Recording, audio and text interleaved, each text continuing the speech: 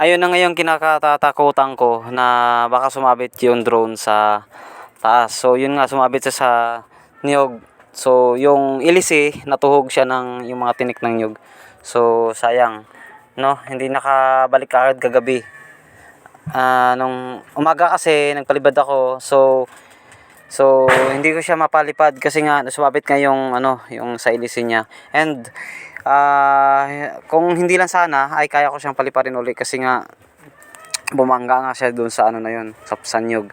So kinabagahan ay pinakuha ko kay kuya, ito na nga siya, pinapakuha sa kanya para makuha niya na kasi palis na ako eh.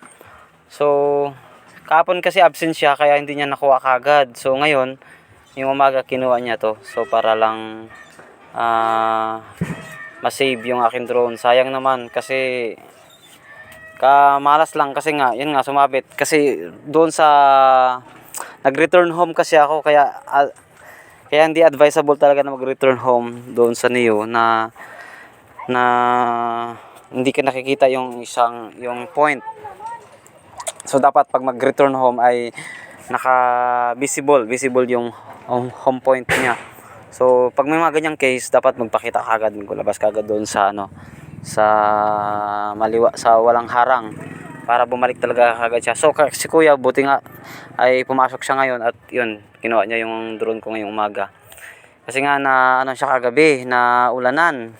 So nag-aalala ko kasi baka mamaya nasira na yung camera or kasi yung battery niya kasi ay lobat na rin. So yun nga at medyo ayoko na mag-abala kasi maraming mga guest kasi no. Kaya yung umaga namin kinuha talaga. So nagpasalamat ako kay kuya kasi nga kinuha niya. So siyempre may bayad diyan. So yun. Bago ko lang siya nakuha, nalungkot lang ako kasi nga hindi ko siya napalipad and hindi ko siya nagamit maghapon. So yun yung worry ko sa kanya. Na sana okay pa siya, ititesting ko siya maya-maya lang. So yan, dito kami sa dagat. Yan. Kaya ayaw ko na talaga mag-return home. Kung pa pwede, mag-manual na lang na ipabalik sa home point niya. Para lang ano, layo kasi ng tinakbo niya yan kahapon na almost mga siguro 600 meters o 500.